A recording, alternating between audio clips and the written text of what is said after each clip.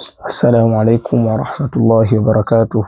الحمد لله رب العالمين، والصلاة والسلام على رسول الله صلى الله عليه وسلم وعلى آله وصحبه ومن تبعهم بإحسان إلى يوم الدين. أما بعد kumshukuru Allah subhanahu wa ta'ala na kumtakia rahma mtume wetu Muhammadin sallallahu alayhi wasallam.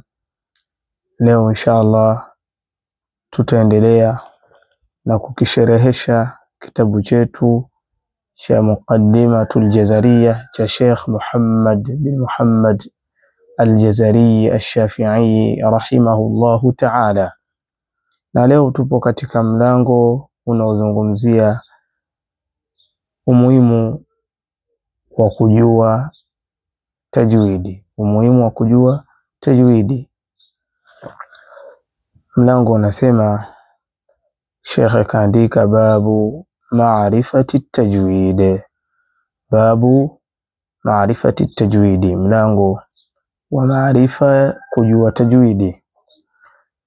Sheikh kaanza kwa kusema katika beti ya kwanza ambayo ni beti ya 27 kwa mujibu wa kitabu hiki. Sheikh anasema wal akhdhu bit tajwidi hatmun lazimu, kuchukua au kujifundisha fani ya tajwidi ni jambo ambalo la wajib aini, wajibu ambao wa kila mmoja anapaswa ajifundishe fani ya tajwidi. Bimaana ikiwa mtu wajibu huu ni wa aini wa kila mmoja, ina maana kwamba mtu hautakiwi kutoacha kujifundisha tajwidi, kwa sababu Qur'ani huwezi ukaisoma kwa ufasaha bila kusoma kwa tajwidi, na kule kusoma kwa tajwidi ni amri ambayo inatoka kwa Allah tabaraka wa taala, haithu qal warattilil qur'ana tartila, kiasi aliposema pale warattilil qur'ana, nasoma Qur'ani kwa tartil. Kwa hiyo kujua yale yanayohusiana na Qur'ani, yani mambo ya ahkamu tajwidi, kujua si jambo ambalo unapaswa udili nalo sana, lakini kinachotakiwa ni wewe kusoma kwako kwa tajwidi. Kwa hiyo inawezekana hujui nuni sakina au hujui mimu sakina hukumu zake, hujui nuni na mimu mushaddadataini hukumu zake, lakini ukawa unasoma Qur'ani vizuri, basi wewe hakuna shida juu yako, kwa sababu unasoma kwa vile ulivyoamrishwa. Kwa hiyo kusoma zile ahkamu mbalimbali na kuzijua hili swala lingine, lakini kuisoma ile Qur'ani kwa tajwidi hili ni jambo lingine, mbali na kusoma hukumu za tajwidi. Kwa hiyo kusoma Qur'ani kwa tajwidi ni jambo ambalo unapaswa wewe kama Muislamu ufanye hivyo, kwa sababu ushaamrishwa hivyo, na ukishataka kusoma kwa tajwidi itakuwajibika wewe ujifundishe zile hukumu, ili unajua hapa nafanya hivi na kwa nini hapa sifanyi hivi, na hapa kwa nini nafanya hivi, wa hakadha. Lakini huu ni mtazamo wa Sheikh Muhammad bin Muhammad Al-Jazari. Kisha anaendelea kwa kusema, baada ya kusema wal akhdhu bit tajwidi hatmun lazimu, kuchukua au kujifundisha fani hii ya tajwidi ni jambo ambalo wajibu aini, ni wajibu wa kila mmoja, inabidi ajue hivyo, ajifundishe na aisome Qur'an kwa tajwidi. Man lam yusahhihi al-Qur'ana athimu, au imekuja tamko lingine man lam yujawwidil Qur'ana athimu, ambalo lipo katika kitabu chetu hiki. Yule ambaye aisomi Qur'ani kwa tajwidi, athimun, anapata dhambi. Anapata dhambi kivipi? Akiwa ana uwezo wa kusoma kwa tajwidi na akazembea katika kusoma hivyo kwa tajwidi, huyu ndo anapata dhambi. Lakini yule ambaye maumbile yake kila akijaribu kujitahidi kusoma kwa tajwidi, mathalan herufi fulani, na akawa anashindwa, huyu waingii katika kundi hili la kupata nini? Kupata dhambi, kwa sababu kafanya jitihada. Lakini yule ambaye afanya jitihada yoyote na ana uwezo wa kusahihisha tilawa yake, kisomo chake, na akawa afanye hivyo, huyu atapata hayo madhambi.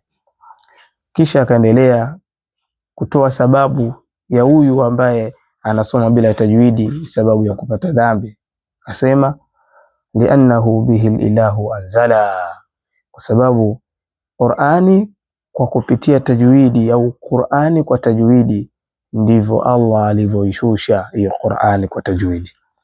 Wa hakadha minhu ilaina wasala, na hivi kwa tajwidi Qur'ani kwa kusoma kwa tajwidi ndivyo ilivyotufikia sisi, ilivyowasili, ilivyotufikia sisi kutoka kwa tabiina, kutoka kwa masahaba mpaka kutoka kwa Mtume sallallahu alayhi wasallam. Kisha akaanza sasa kufafanua tajwidi ni kitu gani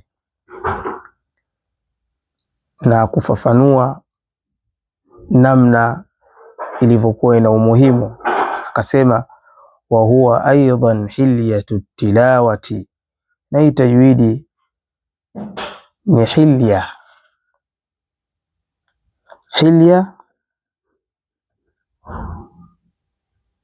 Tajwidi hilya bimaana ni pambo. Sema wa huwa aidan, na hii tajwidi ni pambo la tilawa, pambo la kisomo cha mtu. Kwa unasoma kwa tajwidi, kisomo chako unakuwa umekipamba. Wa zinatul adai wal qiraati, lakini pia ni pambo pia la adaa. Adaa ni ule usomaji mzuri, kwa pia ni kipambo cha usomaji mzuri. Wal qiraati, na kisomo. Na hapa nakusudia adaa ni kule kusoma kutoka kwa mashekhe bitalaqi, bitalqini, shafa bishafa, mdomo kwa mdomo. Hii ndio inayokusudiwa sasa. Kisha akaendelea kwa kusema wa huwa i'ta'u al-hurufi haqqaha. Ana tafsiri sasa maana ya tajwidi, anasema hiyo tajwidi maana yake ni kule kuipa herufi au kuipa kila herufi haki yake katika zile herufi za Kiarabu. Min sifatin laha wa mustahaqqaha, au min kulli sifatin wa mustahaqqaha, kuipa hiyo herufi haki yake, kila sifa inayostahiki hiyo herufi na yale ambayo yanayostahiki mengine katika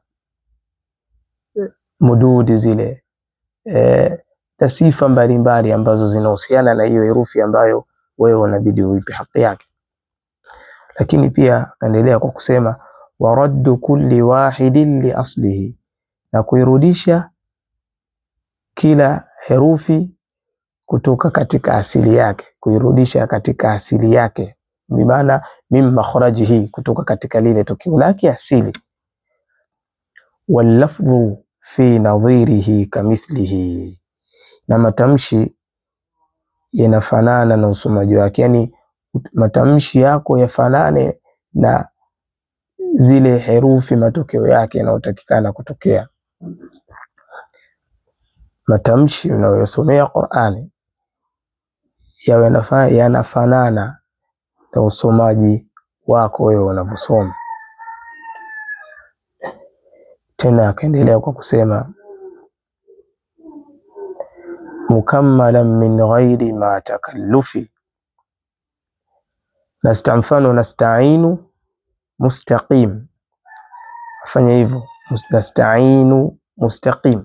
Huyu ni mfano wa al-lafdhu fi nadhirihi kamithlihi, yawiane, yafanane yale matamshi ambayo yanayowiana.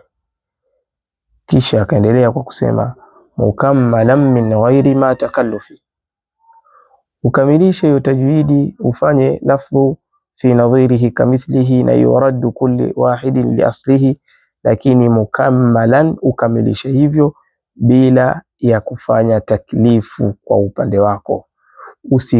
Usijikalifishe, maana yake usisome ukatumia taklif kiasi ambacho ukafanya mubalagha katika usomaji wako.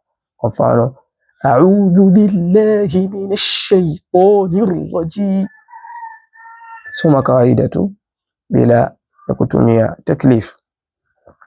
Anasema huku billutfi fi nutqi bila taassufi, fanya kwa upole, kwa ulaini, fi nutqi, katika kule kutamka, bila taassufi, bila ya mubalagha.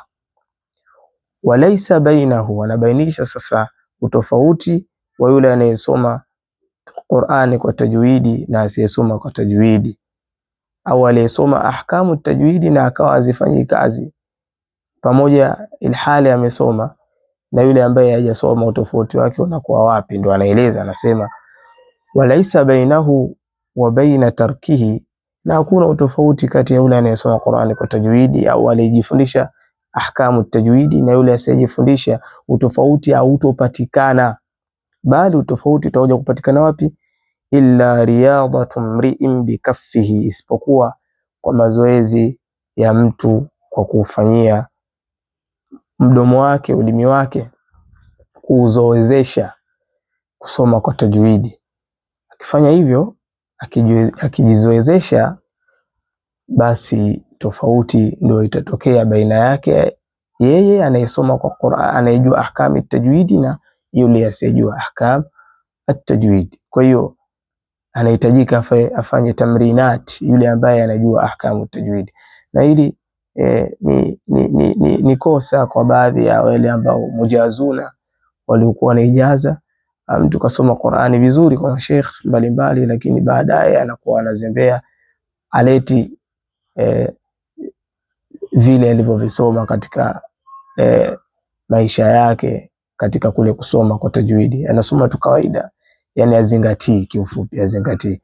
Kwa hiyo tunahusiana inshallah kujitahidi katika hili. Inshallah tukija tutaendelea na mlango mwingine ambao unaofuata inshallah, unaozungumzia at-tarqiq, babu at-tarqiq. Ila huna yakfi, wal afwa minkum. Assalamu alaykum wa rahmatullahi wa barakatuh.